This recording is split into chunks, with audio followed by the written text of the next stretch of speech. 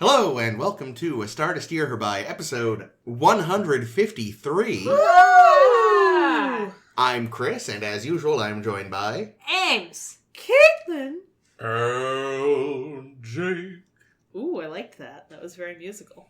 Felt that in my gooch. Yikes. Where is that? Between Penis. your balls and your butthole. Yeah, That was a taint. yeah, Same. or the There's gooch. fleshy Oh, fun that's an bridge. actual thing? Yeah. There's I lots thought of words for the Perineum. gooch. The Yep, the perineum is what perineum. it's actually called. Yeah. Sunning, that's a thing right now. I saw. Is Not it for though? me. I don't know. By the time this goes live, hopefully it'll be over. Wait, since Christ willing. what is people it? are getting sunburns on their butthole. This person on Instagram was talking about sunning their perineum and their vagina and stuff. Anyway, Wow. To- Well, yeah, Today's- vagina sunning has been a thing for a bit, I think. You today... really don't want a fucking carcinoma down there. Today's episodes are Progress and If Wishes Were Horses.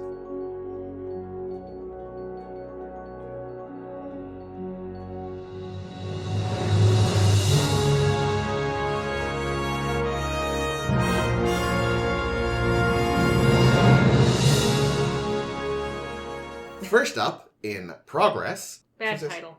Yeah, I mean, I get what they're going for, but Bajor has decided short-term gains are better than long-term thought, and are evacuating a perfectly habitable moon to tap its core for energy. That sounds like them. Yeah. But it turns out there's one grumpy old bastard and his two tortured beyond the point of being able to speak farmer friends who are living there, and Kira's gonna try to convince him to leave, and he's all like, I'm gonna be old and ornery and try to make you mad, and you're gonna see through me, and we're gonna kind of become friends, and you're gonna be all like, oh god, am I as bad as the Cardis now? And eventually you're gonna say, fuck it, and blow up a kiln, and yeah, the old man leaves, and Kira has had yet another crisis of faith, and now the planet is tappable. Crisis of Faith of the Heart. Tap that. Yep, and Tap in that. the... Moon. It's a moon. In moon, yeah, sorry. And in a B plot, In Tap the that much moon. better B plot. Much better? You didn't like the main plot? I preferred the B plot in this one. Interesting. I like them both. the B plot is more fun, is the thing. Yeah, I enjoyed it. So in the I B don't like- You plot, know how Ames feels. Nog about Ferengis his way into 100 gross of... No. Is it 100 gross of Yarmok sauce? fun. No, No, it's 100 gross like of self-healing 17 symbols. something. So he went through a shitload of Yarmok sauce, which apparently Cardis can't get enough of, but pretty much every other species in the galaxy is like, this stuff is rancid. So Nog managed to get Quark to give it to him, and he wants to sell it, but ends up trading it for some self-stealing stem bolts, which he then ends up trading for some land somewhere on Bajor, and because Nog doesn't understand that real estate's a good thing, he's all upset, but then it turns out the government wants to buy the land to build a waste reclamation plant or something. It's and very Hitchhiker's Guide. Yeah, and one of the four owners is the, what do they call it? The No J Consortium? Something Yeah, the called. No-J Consortium. So yeah, he gets to sell his land for some Latinum, presumably. Assuming Or Which is, Quark- which is all Quark- the boy ever yeah, wanted. Quark probably Or Quark swindled just them. spanks him until he stops. Yeah, No, he swindles. seemed really proud of Yeah, it. he sold it back I bet to he didn't. Quark. I bet he didn't think he had the Yeah. the No, lobes. give it all to Jake. Jake was the one who actually was Yeah. was thinking smartly in Sensibly. this whole thing. Yeah, no, they are an unstoppable duo. And that's our episode. Yeah. Nog has the lack of scruples, and Jake seems to have the business Baseline savvy. intelligence. No relation. Yeah, they yes, were- Jake, no relation. They were modeled after Milo Minderbinder from Catch-22 fame Oh. and his M&M syndicate. So the Bajorans. Those dicks. Really bad at this whole government thing. Because it's like, I think the problem is because the episode presents the fact that there is actually an alternative. To tapping the molten core of Gerardo. the Yeah, moon. because they mention that there is another method that would take longer, but would leave the planet habitable. So the image becomes one of...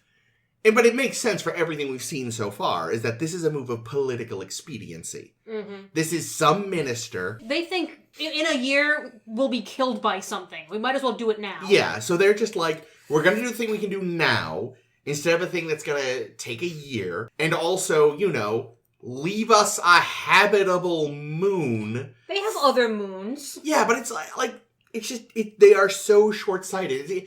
They're doing a good job, the writers, of creating, like, a very deeply new and fucked up government that's just everyone is so busy trying to outdo one another and gain power. You know, some guy was like, I'm going to heat your houses with this space magic this winter. I swear it. And that's why it's like, gotta do it now. And so they do this whole eminent domain thing, which again, very short-sighted because now you're ruining a perfectly habitable world. It's not very habited though. No, but It sound what they gave the numbers like 47 150 people, yeah. But what it is though is it in future once Bajor is stable.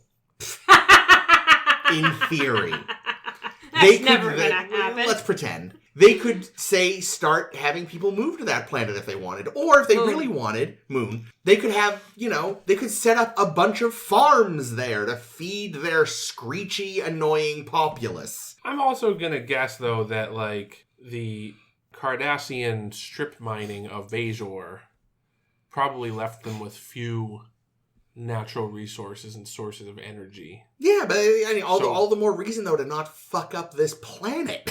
But if they can get all their energy from the planet, Moon.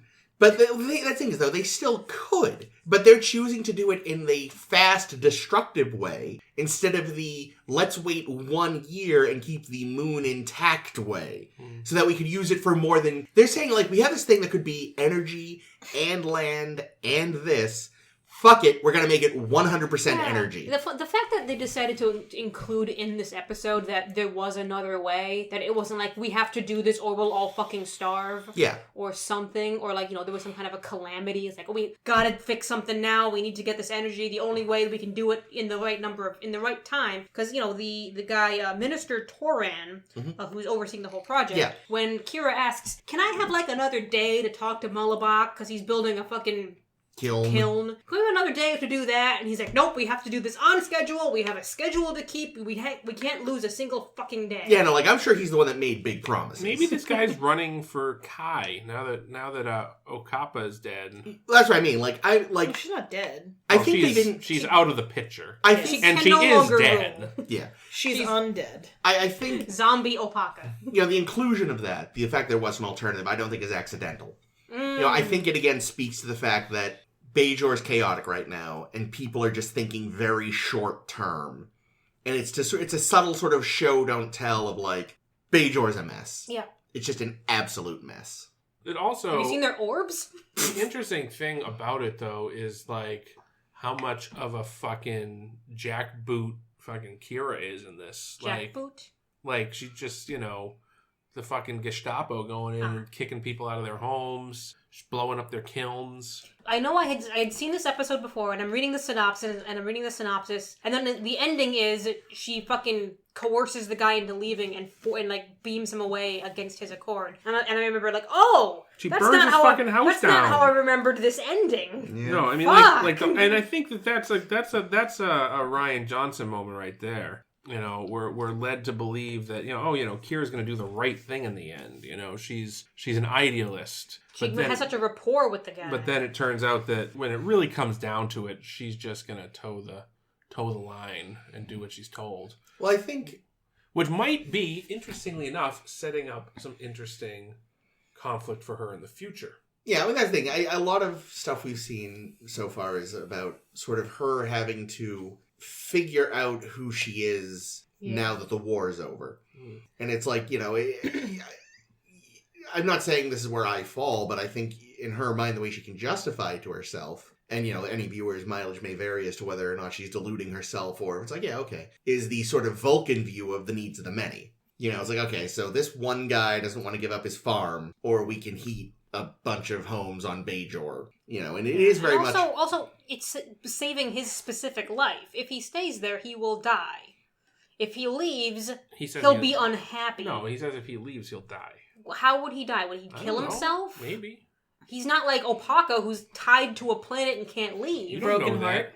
I was kind of like, I've seen this episode before, and I always forget. This is another one which it's a good episode, but it's not a very memorable episode, I don't think. Really? See, I do really love the dynamic between Mullibok and Kira. Oh, me too. Yeah. I love that he calls her by her first name. I think this is the first we hear her first name in the series. Or so I've read. think so too. I kept wanting there to be more to this guy, like So did the writer. a dark secret of some kind, or a not dark secret. Yeah, the writer of the episode, Peter Allen Fields, is not at all pleased with how the character Mullibok ended up being played, because he says he should have been way more unlikable, he should have been way more adversarial, he should not have he should not have come across as at all empathetic. He should have been, in everything he should have been doing should have been to manipulate Kira, not to kind of endear himself to her. And I'm like, that's a bad episode. Very different episode. I think it works better if you like the guy. Yeah, because then there's no conflict if you don't like But him. it also makes Kira that much more of the asshole. Yeah, it makes Kira's job harder, because it's like, I have to save you, but I hate you. Versus, I have to save you because I think you should continue living. Yeah, no, this is definitely the more interesting version. I think so, where too. because again, she's got to sort of like, again, it's up to each viewer sort of how they feel about what Kira has done, but it's an important moment for her, clearly, either way. But you definitely do get the sense that this provisional government doesn't have their shit together. They do not. And I think that's something that I wish we got more of, honestly. In this episode or Just in general? in this episode, I wish there was more. She's really only dealing with that one guy. Yeah. And his mute friends. No, I mean the government. The minister. The Oh, minister. that guy, okay. Dipshit. I don't know. I just kind of feel like I wish we got some more of the sense of this bureaucracy. If it could either be this one dude's pet project, or it could be the entire disorganized government not responding to the needs of their people, and Kira recognizes that, but then she doesn't. She's like, well, yeah, they seem to be fucked up and don't know what they're doing. But I have orders. Mm-hmm. Got to burn down the house, blow up the kiln.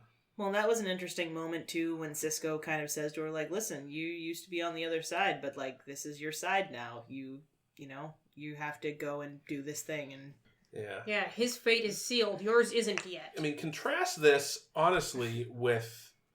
I know it's a different situation because they're literally terrorists, but compare this with Ro and what she did... With the Maquis? With the Maquis.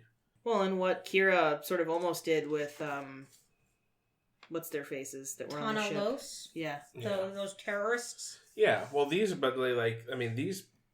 situation here is just further separating those characters, I think. That Kira is... Yeah, she was the terrorist revolution person when they were fighting a foreign occupier, but now she wants stability. She's drank the Kool-Aid. And as much as she's conflicted about that Kool-Aid, I don't know at the end of the day, she's going to drink it. I don't know if she's drank the Kool-Aid so much as just again, I think she's just so sort of desperate for there to be some kind of stability. She's willing to sort of delude herself. Because I don't think she's a true believer necessarily. I think that if anything, she believes this stage is necessary to get to an actual good stage. You know what pissed me off? So they're evacuating the planet so they can do the whole core thing. And the planet core. The moon thing. Galorndon core? Moon core. And I realized, because there's a point where I think Mullibok's like, listen to that, or something like that, and you can hear birds. And I think he's going to be like, there's fucking birds here. This is my home. You can't hear anything else. And my thought was, they're killing all the wildlife? Is there any conservationists out here helping? No, it's Bajor. Yeah, Kill all the animals and crops that we could use. See, it's me. It's just nobody wants those shitty roots. The roots look like they were awful. I'm just saying. Oh God, you know what else was awful? Was the you could tell they were alien farm implements because they had weird things on the side. Oh yeah, they built them special for the episode because they realized, these people live in a make-it-yourself kind of a culture, so we have to make the things ourselves. See, but they didn't look made themselves. Just looked like they took normal farm tools, but then added an extra spike. I read that in the article that they were so proud of all the custom tools they built. You know what they should be proud of? Their fucking tiling technique. My God, what an inefficient shit.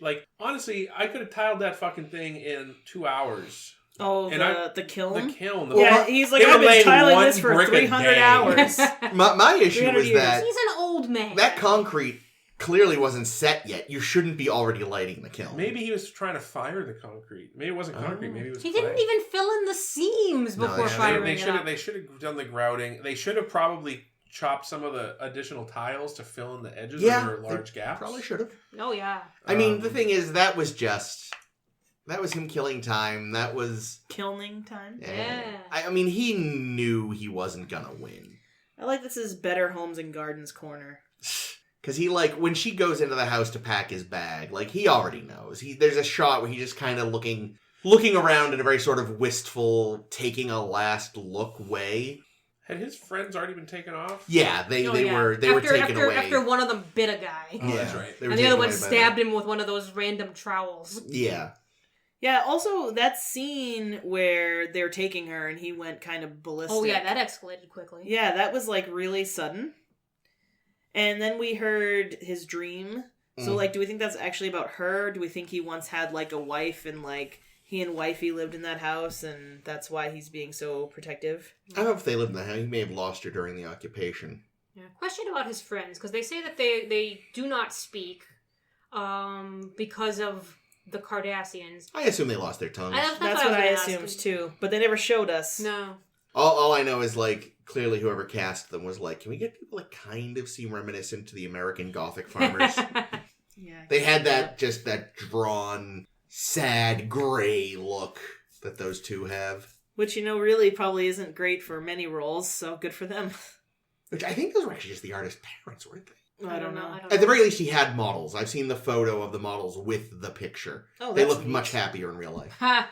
You know what I really liked was the tree story that Kira tells. Yeah, I thought that was clever. This ugly, ugly asshole of a tree who served me terrible roots. He wouldn't leave. Playing his Did story you- game. Did you cut it down? I don't know yet. Yeah, that was good. I really liked liked that. And his house was incredibly flammable. Yeah, like it looked like it was made of stone or something, but no. Also, a thatch roof. I don't know. Also, I think that was not the first time they did that shot, because when you watch and she goes to light, you can kind of tell where she's going to light on fire, because it looks like there's already some black Some spots in scorch a few marks. places. Like they'd already done it once before and had to reset. Whoops. Again, probably slightly less obvious on an old CRT in 1994 or whatever, but even without an HD remaster, just putting it on a much bigger screen 30 years later, you're like, oh, look at that. I sort of also wonder, though, like, if maybe what you were actually seeing was whatever accelerant they were using? Could have been. I think they probably just had propane lines or something going through it. That would make sense. Yeah, That's something that you can keep consistent while filming. Yeah, and you can shut it off if it goes out of control. You Fair you don't build the building You don't out think of they were flammable just? materials. You don't think they were just burning that fucking thing to the ground? Right. Or it was just weathering, and I just happened All right, to take notice it at that two, point. rebuild the house. That's why it took them so long to make the kiln. They kept burning the house down over and over again. They kept actually blowing up the kiln. Son of a bitch. So we start this episode With the B-plot. I was going to say a different thing. Oh. We start this episode with Dax and Kira in a shuttle together, and Dax telling us about how Morn asked her out. Oh, I forgot all about that! And she pretended to not be interested when she's clearly very interested. Those 5 or 7 6 or 8 hairs. little Why hairs were you- are really cute. So, okay, I missed that it was Morn, and I didn't bother going back, but I had assumed it was probably Morn because of the hairs on his face. I was like, that didn't sounds sound like like Morn. Julian. No, Terry Farrell has said that Dax wasn't really into Morn, but was just trying to get Kira to come out of her shell and talking with her in the shuttle because Kira doesn't really talk about this stuff. Or, yeah, much of anything, I'd imagine. I do feel like in this episode and some of the episodes coming up that Terry Farrell does start to come more into her character and her acting gets noticeably better. Well, I think, and we'll get to that, but I have a thought behind that remind me to mention when we get to If Wishes Were Horses. But yeah, I forgot about that scene somehow. I don't know how, because it's delightfully weird. Yeah. I was just imagine, if anyone has as many stories as Dax, it's probably Morn. They could sit there and just trade stories all day. I don't know if I ever even realized that Morn could talk, because I don't... He's never had line. He never shuts up. But that's it. We never see him talk, but people always reference him going on. Yeah, we Oh, know really? we know that he can and does talk because we've seen him in the background, like having conversations. Gesticulating. Yeah. Supposedly he's very loquacious, but Yeah, we just don't see it. It's too bad. Good running gag. it is. But yeah, then we jump right into the B plot. Oh yeah. Yeah, which again I think was a pretty solid B plot. You know, it was a nice. This was little, Jake and Nog. Jake and Nog. Yeah, I liked it It too. was a good little self-contained story. Nog is a terrible businessman. Yeah, he Who his definitely father he, is. does, Worst Ferengi. he definitely Jeez. doesn't have the lobes just No. yet. Not yet. Because and he doesn't even have like the fact that he doesn't recognize that land has value. Exactly. Like- Yeah. Like, land almost... Like, I was waiting for there to be a twist with the land. And my thought was either, A, 7 whatever the measurement was going to turn out to be, like, a square foot. Huh. Or the land was going to be on the doomed moon. Oh, that'd be funny. That would be funny if that was the twist that like, oh, we can't do the thing because somebody owns all this land on the moon and we can't destroy. No. That It would would have been good, great if they actually. dovetailed that way. That would have been fun. Or maybe our curmudgeon old man was just waiting for the deal to go through so he could screw somebody out of the land. He's like, I need those bolts to build my new house, my new mansion. The self-sealing stem bolts. Jesus, there's a Yeah, I tongue love twister. that. I love the little scene with O'Brien where they think that O'Brien knows what they are. Well, he's an Well, engineer, because why surely. wouldn't he? Yeah. He's a bad engineer. Just No, you know what? He's a great engineer. He seals his own stem bolts. Jesus! He sells seashells. I think he seals his own stem bolts quite often. For the Just listeners saying. at home, Caitlin made a masturbation motion. Could you explain that? I'm Wang, not sure I know wang, what you wang. mean. I should specify the masturbation motion that would be utilized by a person with a penis. Thank you. That's about 8 feet long. Listen, Um, if you're gonna dream big. here, I will demonstrate. Yes. No, call your I mom. love Jake. I love Jake pretending it wasn't all his idea to get the stem bolts and being like, "Oh, I guess we should have asked the freighter captain what these stem bolts are for." It's like, Jake, this is your fucking idea. Don't That's like- pretend it wasn't. That's one thing that annoyed me. It's like, how can we know what they are? It's like, do you people not have Wikipedia in the future? They can ask the computer. Yeah, The computer would know everything. What the fuck is a God damn it! Self-sealing stem bolt. Wow, yep, there it is. So, yeah, Self-sealing stem bolt. Of I'm course. also like, so the setup here is that the guy that they eventually did sell the bolts to for the land had ordered them, Yep. but could not pay for them with cash money. Right. And Quark was like, "Fuck this noise." And, Fuck this but dirt. so the freighter captain, rather than just returning them to the manufacturer, right? Because presumably, did he was it like purchase on consignment? Like how the hell? Like the freighter captain, pretty much, I assume was just like FedEx. or I mean, maybe courier. that had been his... Well, no, he was... I don't know. It seemed like maybe his plan would have been to return them or whatever, but... Unless he'd been bartering. Maybe. I mean, you figure across systems... Maybe they fell off a truck. Maybe they weren't legit. Oh shit. Hard to return those. But apparently he could do a lot with the yamik sauce. Yeah. Probably goes to Cardassian space a lot. I'm I like- surprised that Quark wouldn't have thought about trying to sell it to the Cardassians. I like how they They're not around as much specify anymore. that this is the real stuff. It's not replicated. And, Yeah. like, there's value there. Yeah, that's true. Just sell them one by one to Garrick over the course of 25 years. Yeah. Now, ironically, Garrick is the, one Cardassian who thinks Yarmok sauce is just vile. Yeah, no, I quite like the subplot. I do Yeah, it's think fun. it was funny that, Nog has no fucking idea how value works. Yeah, and no. Jake, who He's- comes from a he's- society with no money, Yeah. is like, Well, actually... Nog is just too fixated being like, the end goal is gold press latinum. That's it. That's why Jake gets it. He's from a society without money. So he can understand the inherent value of a thing in a non-money term. That's what it is, Ames. I wonder, though, what the original value of the yarmulke sauce was, because they ended up selling it to Quark, the land to Quark, for 5 bars of gold press latinum. Which is a good amount of latinum, though, as we've determined.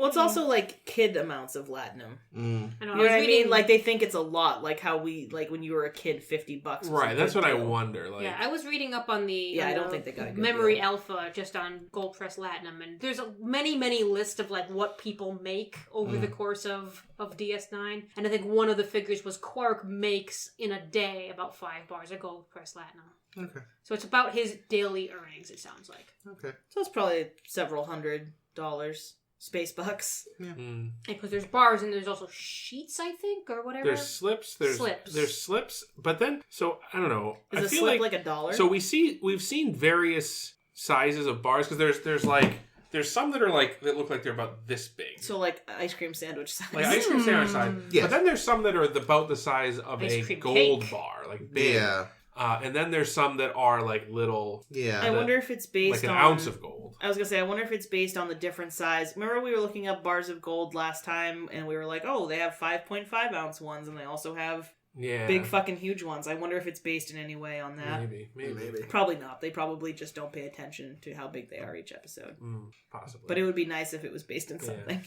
Yeah, it would be good. I wonder if anybody ever did like figure out the economics. Oh, I'm sure some there did. There are books. I know for a fact there are books because I watched an episode of Trek Actually recently where they tried to explain it and just say like, you can try. Here's the best we know. Mm. Trek Actually. Is that like Love Actually? No. Is that like well actually? Well, actually, that's much closer. Because it's a bunch of nerds. Any final thoughts on this one? Because we should probably move on. It was good. I liked it. I think that was good. Yeah, I liked both plots. Oh yeah, and this is not related. They didn't dovetail, but that's okay.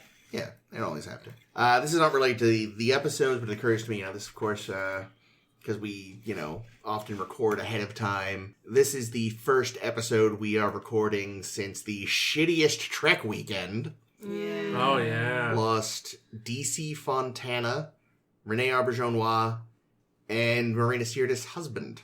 And the week before that, we lost the guy that played Charlie X. Yes, that was this weekend too. Robert It wasn't over the Walker. weekend. It was. Oh, that's right, but it got announced. And I just think before. DC Montana was the Fontana. week before all. What did I say? Montana? Jesus Christ. Is that like Hannah Montana? Hannah Montana's, God, I'm so mom. sorry, DC Fontana. But yeah, so it was definitely a little sad seeing Odo show up. It's like, oh, god damn it. Yeah, and like Aaron Was this- Eisenberg also Yeah. recently passed. Oh, yeah, I was going to say that's the guy that played Nog, right? Yeah. He must have been very young.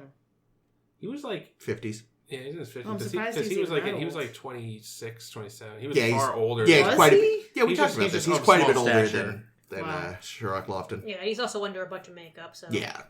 But he yes. has such a young voice. So that is why we hadn't mentioned anything before now, because, we were filmed well ahead of recorded well ahead of time.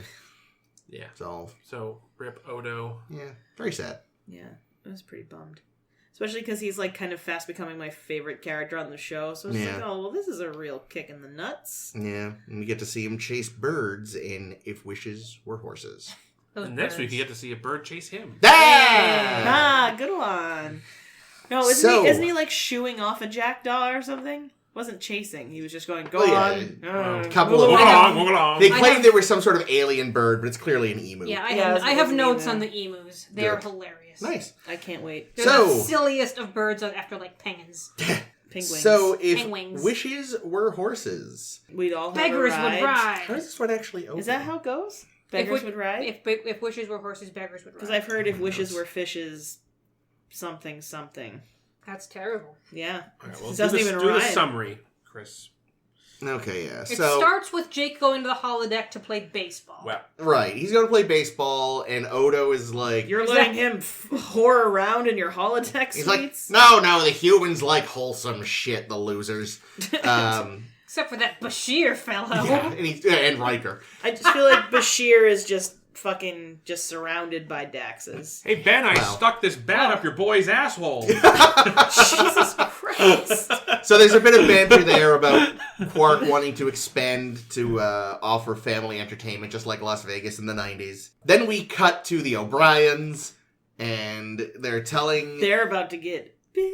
Ugh, I know, I don't want to think about it. Yeah, you do. They Secretly. don't need another Molly. But before that, the current Molly sucks enough. they're telling Molly the story of Rumpelstiltskin, because apparently in the past 300 years, no one has written better children's stories. Well, Note I on mean, that, how too. old are those stories, though? Yeah, they're dumb. We should have replaced them. We did. We wrote Jurassic Park. Yeah, but Miles Anyway. is... Molly doesn't like the story of Jurassic Park. Well, Molly's wrong. Anyway, so he tells the story of Rumpelstiltskin, like, go to bed. He's like, I don't want it. Go to fucking bed.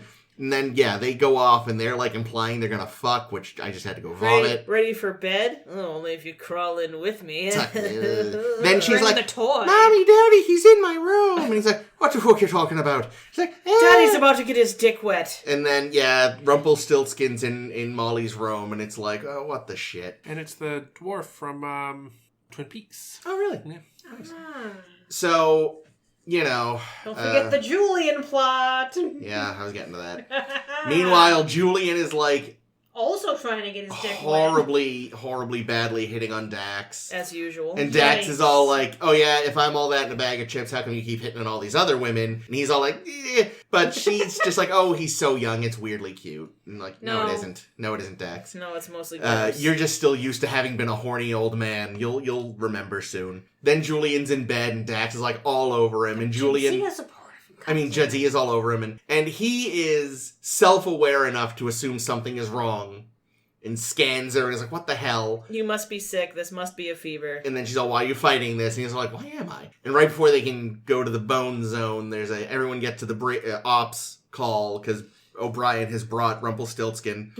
So they get there, and they're all like, what the fuck is this? And then another Dax shows up, and everyone's like, oh, the one with Julian's a fuck puppet. He brought his My Pillow to Ops. Yep. And and then it cuts back to Julian, and he's just holding an anime pillow. And Jake has an imaginary friend in the form of Buck Bokai from the 21st century. Also a fuck girl. Buck Bokai in the 21st century. Because I have to give all credit to Ames. She put Buck Bokai, 21st century baseball player, and I made the link. I love it. Thank you, Ames. And so... It's actually a Buckaroo Banzai joke. Of course it is! God damn, that's obvious in retrospect. I don't know what a Buckaroo Banzai is. Cult movie from the 80s starring RoboCop. Oh, RoboCop. Peter Weller? Yes. Yeah, he's like an action hero. Anyway. God, RoboCop's such a wild movie. It is. We should do another 10 forward on it. That's for yeah, fun. let's just do RoboCop again. That video with all the dicks. I just remembered all the dicks. Anyway.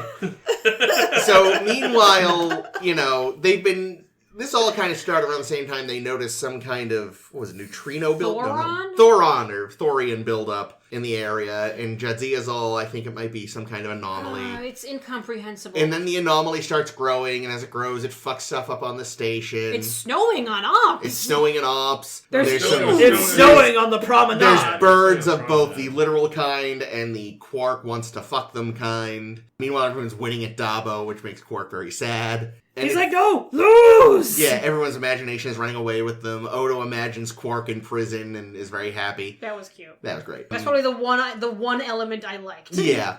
And, meanwhile, at one point, there's a meeting between the imaginary figures, and you're like, oh, they're not imaginary, they're weird alien things. And, right before the anomaly can kill them all, Cisco goes, oh, wait! The episode's almost over, and we need to wrap this up! We've imagined all of this. We imagined the anomaly. Stop thinking about the anomaly, everyone. Anomaly goes away. Kira's all, but these readings. And he's like, Stop no. These monsters. 1, 2, 3. Yeah. I don't know the rest of the Oh my song. god, you're right. That's exactly what it is. Fuck. It's that episode of Treehouse of Horror. with the just don't look. Just don't look. Guarantee void in Tennessee. Wow. Yeah. But yeah, so they stop imagining all the horrors and they stop. And then there's a last little meeting between Cisco and Buckaroo Bokai, who's all like, this is how we learn about your people. Bye! It's like, wait, you were supposed to be imaginary! End what just of happened? episode. It's confounding. I'm confounded by this episode. This- They tried to do like 8 episodes at once and gave all of them like the halfest of asses. I feel like this was their attempt to do... Where no one has gone before? Is that the one where they go to like the edge of space and like Yeah. Picard has tea with his mother? Yeah. It and feels almost like gets out of the turbo lift. Yeah, like it's almost their attempt to do that. It's like... It's rough too, because I was reading on this and they were so proud of like, oh man, we're going to do this thing Oh, they were, really. where your imagination can run wild with you. And they're like, oh wait, but we don't want it to be confused with that Moriarty episode where he comes out of the holodeck. I would not have... So let's do less of holodeck. I mean, this is also a lot like Shore Leave. It too. is. Yeah, I was It going to bring is. that up, yeah. It's like... Yeah, so they're like, oh no, we were so concerned about it being like ship in a bottle that we forgot and made it exactly the same as Where No Man Has Gone Before, except the ending is confounding. Where no one has gone before. You're right, no one.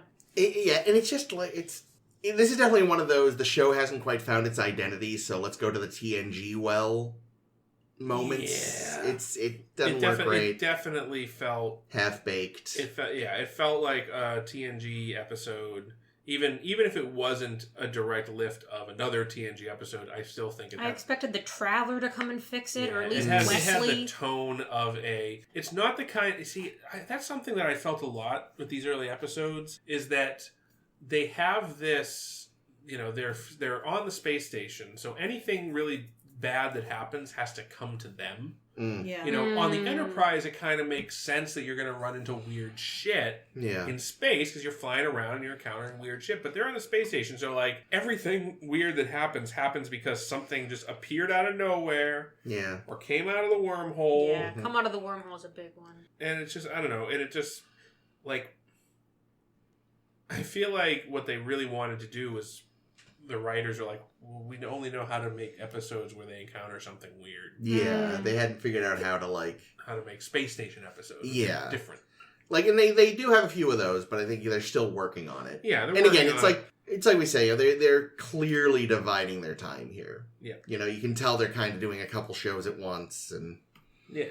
But I have to say, in spite of that, I really do feel that this season overall has been pretty solid. It's a lot stronger than season 1 of TNG. Definitely. Yeah, no, that thing is, it definitely feels more like, say, season 6 or 7 of TNG. Yeah, not the peak, but also not. Yeah, like I've only been wowed so far by one episode. We'll probably talk about it in a couple weeks when we get to our tops and bottoms, which is coming pretty soon because it's a short season. There's too short a season. That's a terrible episode. But so far, like so many of them have just been like good, okay, fine, good, no, bad, good. Yeah. And that's why I feel like a lot of the ones where I've had issues, it's very rarely been just like, It's been like, if they weren't working on 2 shows at once, they could have given this the attention it needed to get that last pass. Yeah, I think on this one, the thing that I just want to fucking throw things about is how they wrap it up at the ending. Where it's like, if you want to do a Where No One Has Gone Before thing, go for it. I don't mind. That was a good episode. I'm sure you can do another, do it yourselves good too. Whatever. But to have 2 different reasons why these things are happening, and have them both be right, and cancel each other out, but still both actually be what's going on. Because there's this whole, it's our imagination thing. I don't know if Thoron Waves had anything to do with it or not. Or if it wasn't a MacGuffin. But our imagination is doing all this stuff. It's snowing, there's emus, people are winning at Dabo. It's because we're imagining it. Magic. But also, when we stop imagining them, Rumpelstiltskin and Buckbuckeye and fake thirsty ass Dax go away. But then we also learn that they're actually real and they're aliens. And where the fuck did this come from? And like, which ones specifically? Like, obviously, definitely. Were quarks fucking cum buckets? No, that's Odo. Were quarks ladies, alien beings too? I think so, and I think they were also playing the birds. Yeah, because at one point they run off, and then the women come back. And we're looking all over for you. That's but yes, it is a vague, right? It's like, who played each snowflake when it snowed on the promenade? Like, what is an alien entity, and what is a result of their weird power? And it's. What? And like, were they able to transport Keiko and Molly onto Ops? They apparently were. They weren't actually Keiko and Molly. They were imagination Keiko and Molly. Yeah, no, I mean, really, these aliens seem more like Q than they do like random energy beings. Oh man, maybe they're Trelane's people. Maybe. The powers actually feel... Yeah. But they're clearly more... I mean, we've also done the aliens pretending to be other people thing quite a lot too. So there's that. I mean, that goes back to the fucking Organians, for God's sake. Yeah, but I also think, I think they could have done more or less the same episode, and I think it would have been a lot better if it was like a holodeck malfunction. Or even if just... Moriarty is here. Quark did a thing to upgrade his holodeck so that more people could play baseball. I mean, even if just... this happened. I think the main issue was even just... Ames is kind of, I think what you said sort of was like, I just think the writers weren't too clear on what their own rules were. And even if, like, it still could have been aliens and whatever, but they just needed to firm up the rules. And it's clear that even the writers didn't know what exactly the rules were. Now remind me, because when they have thirsty Dax, I want to call her Fax, fake Dax, and didn't they scan her or something and say she's real, or did something else happen? But that was the thing. When they were there, they were real. Like, they didn't... But... Also, if we want to really play this stupid game, and I'm sorry for playing it. I do want to play this stupid game. Julian wants her to be real. Yeah, that's true. But no, I mean... And they were getting fake readings from other machines. The anomaly outside the ship was real. Yeah. Until they stopped believing in it. Like, it was going to destroy the station. Are you sure, though? Yeah. I mean, I'm not sure, but I think that was the idea. That I think was that... Well, I think the anomaly... Everything that was happening was... real and happening. Who was the man on fire? Who was the fucking man on fire? I forgot about the fireman. That is that like Kira was riding up the elevator, daydreaming about a man on fire. Well, she was in the middle of one of... Look, she doesn't talk about it, but once a day she has horrible flashbacks to the war. And she was remembering that time one of her friends was lit on fire by the Guardies. Yikes. But that definitely, That was really scary, actually. That was a really scary part of this episode. That does, again, this goes back to... where no one has gone before, where the manifestations of your imagination were just coming real. Yeah. Wasn't there a man on fire in that one, too? There was a firefight or something? I think there was a guy who thought he was caught in a fire. And I think they showed it from his perspective, and he was like, ah! And then they cut to outside, it's just him not covered in fire going, ah! Well, somebody looks on confused, like, Fred, you okay? Fred's, I'm on fire! Or he's covered in acid or something. I don't know. There's totally a guy who's like, ah! But it's his imagination. Hey, Renee! Oh, Picard's nephew. Oh, sorry, I was thinking Renee Auberjonois. No, that's what I was thinking too. Oh, no, I was talking about Renee Picard. Renee, the one that dies in a fire. In a fire, because his father's a fucking Luddite. I thought Jake was trying to summon a ghost. Yeah, I was very confused. Like, if we get the ghost of Renee Auberjonois here, he can explain. Renee, are you here? We are... That's what we would like to know what happened in this episode. Yeah. I'd like to think his ghost would appear. Renee, do you have any explanation? He's like, look, even I'm not entirely sure. All I know is one of those fucking geese almost gutted me. Emus. You said you had notes on the emus? Yeah, the emus, I fucking love Memory Alpha. Is so ridiculous sometimes because some of the notes that are in Memory Alpha are just so fucking asinine. Like when you get to the end of a season, like this is the last appearance of so and so. It's like, yeah, because it's the last episode of the season. What the fuck is wrong with you? But the note in Memory Alpha about the fucking emus is this is the only appearance of emus on Star Trek. And I fucking love that was a note. I really hope.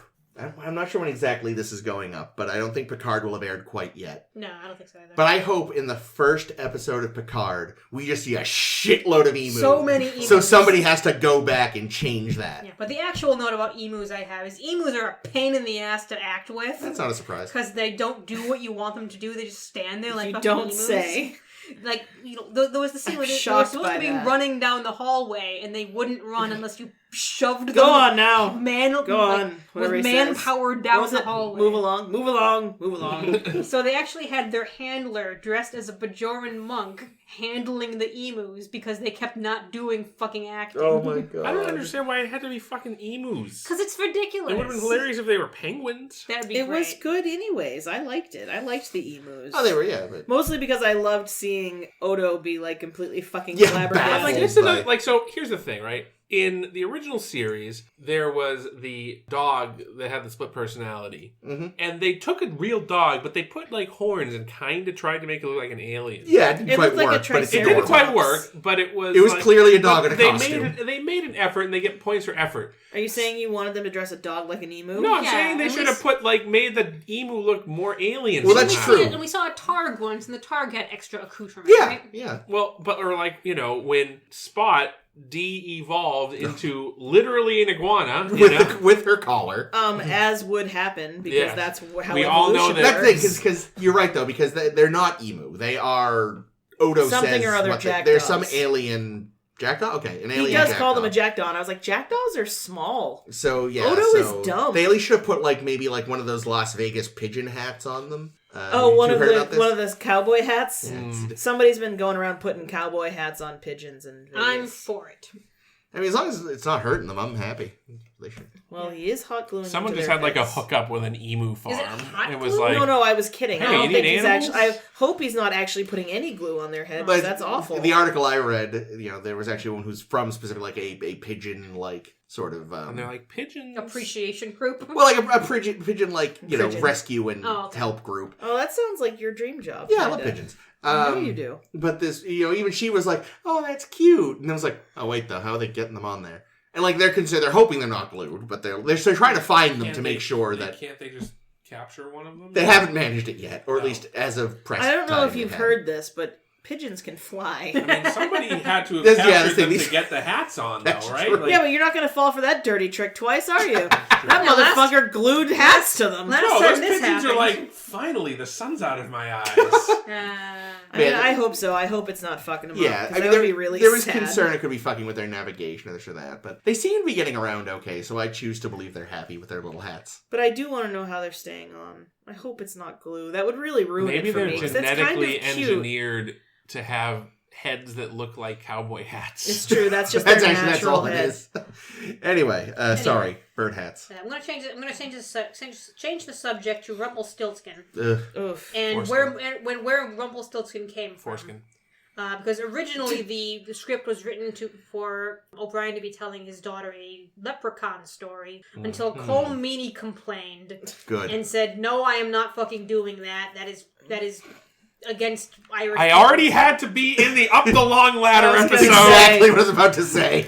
You're not making me do it again. So they went with Rumpelstiltskin, and then the actress who plays Molly was deathly afraid of Rumpelstiltskin ever after. He was creepy looking. I don't blame Yeah, her. the He makeup job was steals good. children. Yeah. I don't see the problem here. The poor bitch needs so much therapy. Look, I'm not just a fucking extra anymore. I get to have some fucking say, and I'm not doing a leprechaun story, you racist fucks. Jesus. Jesus. One thing, though, speaking of Jesus, is I feel like Rumpelstiltskin's accent was all over the place. Like, I felt like sometimes he was trying to do one, and other times he couldn't be asked, and other times he was kind of trying. It was a mess. Yeah, that actor has been in a bunch of stuff. It's like I say, he was in Twin Peaks. See, I kind of wasn't sure who it was. I was wondering if it had been. He's under a ton of makeup. Yeah, he was in Carnival too. Okay, that's right. Carnival is good. Very short lived. Yeah. I wrote in my notes, Jesus Christ, Molly is small. How is it possible for a child to be that small? Smalley. I mean, at least she's aging at a normal progression for human beings. Yes. Compared to, say, Alexander, who just... But he's a Klingon. He's only 3/4 Klingon. Who's Alexander again? Yeah, good point. I've been seeing a lot of, Worf is a bad dad memes. Those are fun. Oh, they're all great. They're like, he's the worst dad. I was like, I mean, is he the worst dad or is Alexander the worst son? It's important to see all angles of these things, you know? So, I did look it up. As of recording, DiMaggio's streak does, in fact, still actually stand. Oh, does it? I meant to look it up and then didn't, and then erased it from my notes so I wouldn't have to look at it. And wrote a different thing about Buck Buckeye. Sounds like Because they did reference that I think he's either referenced as a baseball player or referenced by name in The Big Goodbye as something that was happening at that time. What But is also, the big goodbye again? Is that was a holodeck episode with Picard doing his. I was thinking of The Long Goodbye. Isn't that Elliot Gold movie? Yep. It's Philip doing Marlowe doing story. his detective story. Well, then that makes sense, and that's a great episode. I like the title. little touch, though, that he's supposedly, he's one of the greatest baseball players that's ever lived, and his biggest game, the World Series, was in front of 300 people. Yeah, because he was there when the game was dying. Because people finally realize I how also- fucking awful baseball is to watch. I also imagine So that boring. the quality of baseball player has just gone downhill so far, and that's the only reason he has the record for home runs now. Maybe. Right. Because everyone just sucks at it now. Well, the other thing, too, is he didn't look too terribly athletic to me. No. He looked like a pitcher, not a batter. He looked like a pitcher. He looked like a 19-teens ball player. You know, the fat chain smoking man. You know, Yeah, pitcher. Well, Babe Ruth was not as No, I mean in the current league. Oh, sure, yeah. No, he definitely. Roger around Clemens shape. was. Yeah, I was gonna say Roger. Yeah, Clemens he was a was Roger big fatty. Clemens, Kurt Schilling, guy. Yeah. But definitely not a hitter in today's league. No. So yeah, I buy that the quality of players has drastically diminished, so that this dad bod guy can beat records. Although according to Memory Alpha, I don't know what their source is on this, but apparently, even though they are accurate in that, yes, as of right now at least, DiMaggio Street does still stand. The London Kings are supposed to have existed since 2015. And the last World Series will be in 2026. And unfortunately, I don't think we're on track for that. Rats. What's really funny is that, I mean, I'm sure there are professional baseball leagues that exist in Europe and England and such that they're not at the level of Major League Baseball. It's just like it's like how the United States has a soccer league. I mean, believe it or not. But I'm sure the women's but team like is no, good. but I'm sure there are professional. I'm pretty sure every country must have a professional or semi-professional I don't know if ball league. managed Australia has a professional hockey league. Well, the thing is, I don't know, like, we introduced baseball to Japan, and it's big in Japan. Mm-hmm. I don't really know if Europe ever I don't got think it's baseball. big in Cuba, I don't think isn't it's it? yeah. It's big. Also, And South America and Yeah, Latin in America. general. South America, I Caribbean. think, like, in England, I was saying to somebody recently, actually, England's already got cricket. They're like, look, we already have a very boring ball and stick game. You can but keep cricket, your baseball. the rules are incomprehensible. So's baseball. Oh, you got another century. What? No, but I was going to say that I think it's probably far more likely that the Great Britain, or I should say United Kingdom, is probably going to get a fucking professional American football team before they get a professional Major League Baseball team. That is true. Because apparently, so I was reading about this recently, that I don't know if they're still doing it, but at one point the NFL was doing a few games a year, like exhibition games. I think In that they London, had yeah. one there London. when I was there the first time. And apparently they were huge. Like, fucking Brits love They've- American football. They've done at least one a year for the past several years. We actually, the one time I went was not the same week as the game, but it was either like just after or just before. And one of the streets leading up to Piccadilly Circus was just all done up with American flag and NFL bunting, and it was really fucking weird. It's like, wait, what? I just really want... I was getting away from this shit! I want there to be the London Lobsterbacks, and I want them to fight the Patriots. That's fair. And I want the Patriots to kick their ass. According to Wikipedia, Just like in history. according to Yeah. Wikipedia, there is Spill a their tea. British Baseball Federation. It's a minor sport in the United Kingdom, has about 3,000 participants. That's still... Much more than I More would than I have would've expected, thought. yeah. Yeah, I'm not Britain gonna doesn't lie. have that many people, so Yeah, when you adjust I mean, it's for... got, 60 million proportion. people? I mean, there's such better sports to be into than baseball. Well, that's true. They got rugby over there. I love rugby. Yeah, but... Yeah. I got to see a rugby game when I was there the first time. Anyway, sorry, we've gotten really off course talking about baseball. baseball. More like... boring ball. Lane's ball. Foosball is the devil. Oh! What I was going to say about things... Things. I kind of wonder if, saying that Terry Farrell's, working better, I kind of wonder if part of it was, like, being able to play alternate decks allowed her to better find regular decks. I don't know. I thought the editing of the double dax scene was garbage, though. That's not her it was fault. pretty yeah, bad. like it's not her fault, but it just meant that one would talk and then stop talking, and then there'd be a weird pause, and then the other one would talk and be like, "Oh my god!" I mean, that's not so much the editing. That's more just how they film, because they have to film it with the timing. They correct. can't cut slivers out. I mean, were they both on screen at the same time? No, Not they usually. would. One would be on in a complete shot, Oh. and then it would be a cut, and then they'd show the other one in a different Oh, shot. I didn't pick up on this. Yeah, I think there was- Yeah, it in did that look case, like they shit. could have cut it better. I think there's maybe one shot they were in together, and I'm not sure if either of them had any lines during it. There was a lot I know that where one would be looking over everything from the background a lot. Yeah. You know, when I was a little kid, I thought that the scenes in Back to the Future 2 where Marty is at the dance and he's also playing at the dance, so the two Marty scenes, my parents were like, I was like, how did they film it? My parents were like, how do you think they film it? And I was like, I bet you they put a costume on a mirror. And then they just somehow filmed it that way. Oh, that's really It didn't cute, even occur though. to me that it doesn't occur to the mind of a child that like there could be editing, camera or tricks or like body doubles. How old were you? I was probably 5 when that movie came out, so probably about that. Yeah, it was 89, so... Yeah, well, I was even younger. Yeah, I mean, when you're little, you have all sorts of stupid beliefs. I thought all television was live, and they had to... like, even the commercials. It's a great strain on So the I thought- animator's wrists. Well, yeah, except... somehow I could comprehend that, like, cartoons weren't. But I think maybe I thought the voices were live. I don't know. But I thought certainly all live-action TV was live. How do reruns work? And that they would do... Like, they were actually... Every time you saw an ad, it was being done again live. Like, they just had the whole ad on standby. Like, all the actors, all the props, just like, yep, okay, we're going to be on again in about 20 minutes. You take a break. Well, that's like, in the 50s, they would do live That's true. ads just like they do on radio. But they all, they Blue wouldn't coal, natural anthracite, be. clean Yes, anthracite. I was quite anthracite. tiny when I believed that. I very quickly learned how things work. So that's the funny thing. I was talking with somebody recently about how children have like these imaginations that are just like fucking insane. Like they can imagine fucking anything because they don't have the bounds of reality to contain them. Yeah. They're also idiots. Yeah. Yeah. So I was even thinking like, is Rumpelstiltskin Molly's imagination or Miles's? And I think it's Molly's. Actually, yeah, I'd buy that. Then why is he hanging around with Miles? Because Molly sucks. Yeah. Also, he doesn't realize it was Molly that summoned him. Also, he knows he has to get in with Daddy to get the child. Also, Molly To be sucks. fair. No, he still wanted Molly.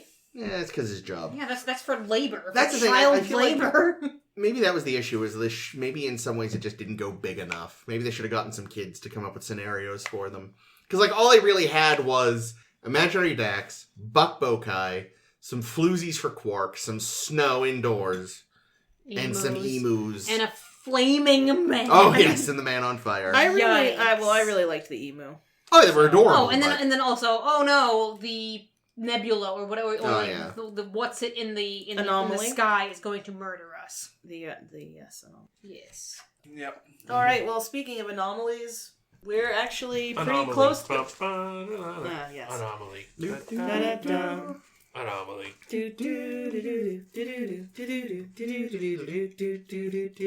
Actually, you can kind of look like a guy. Big shaggy beard and hair. It's true. Don't have weird butthole eyes though. You do have brown eyes though. You my Brown-eyed girl. Anytime I hear that song, I think of you, babe. You know it. All right. Well, the anomaly that I was going to reference was that we actually kind of ended right about on time, only within 5 minutes. We We're likely only cut 5 some. minutes over. Oh, we've likely cut I some. know, but I'm just saying. There'll It's, be we've come editing. close. There'll be some editing. I'm just saying. Yeah, he'll cut, It's he'll cut out unusual the for us to brown eye do song. this well. He better not. Don't fuck with my art, Warren. What's that face you're making? You look very upset. I was being threatened. Oh, Just his I didn't face. mean it. All right. So next week, just to change things up, we're gonna cover 2 episodes of Deep Space Nine. The Foreskin. Foreskin. I know that's For not. some reason in my brain, Jake was reading this, and I was like, Jake's going to read this as foreskin, isn't he? Well, he did. Except he's me. The Forsaken. You're Oh, right, Jake? God. Jake, we're the same person. Anyway, next episode, The Forsaken and Dramatis Personae. What does that say? Person A. Persona 5. Dramatic people. Yes, dramatic people. But if in the meantime, if you like what you heard, you can find us wherever fine podcasts are sold. We are on SoundCloud. We are on Stitcher, Google Play, Apple Podcast, I think is right. Play. You can Apple Play podcasts. Wow, it does. It gets harder We're the on more you do it. Stitcher. Stitcher, I said that. Yep, that was the second thing I said. I started using Stitcher recently. Did you? Are we on it? I wasn't using it to listen to this fucking bullshit. No, Chris, don't give me that face. I listened to our bullshit on SoundCloud. Like a true fan would. I don't Yeah. know. Anyway, no, I started using it because the One Play app or whatever the hell I was using, like, suddenly the feed for Small Town Murder got fucked up, and I was like, well, then I can't use this garbage anymore. Small Town Murder. It's really good. I like it. Anyway. Wow, that service has lost all of their subscribers now. Well, Thanks to Caitlin. Well, if you want to know which one to boycott, let me just pull it up really quick. OneCast. Fuck that shit. I just use Podcast Addict. That's what I use. That's my top choice. Is that the orange one? Mm-hmm. Yeah, I don't like that one. It doesn't have what I want half the time, I think. I'm ready. Anyway, let's finish I've our had thing. problems. So, if you'd like to follow us, you can do so on Facebook by searching A Star to Steer Her By. You can find us on Tumblr and Twitter as at SSHB Podcast. You can visit our website, sshbpodcast.com. Hashtag what? Hashtag Star Trek or something. Nice. Jake's like a really bad teleprompter. No, You want a teleprompter that says nice after you say the right thing? Honestly, Trump probably has one like that because he's such a fucking twat. Anyway, Implying he knows how to read. Yeah, I know. I was just kidding when I said that. Check us out there. You can find our sometimes essays and sometimes fan fictions. And yeah, like I said, we'll be back next week. 2 more episodes. For now, I have been Caitlin. I'm Jake. This has been Chris. And this is Always Ames. Self-sealing stem bolts.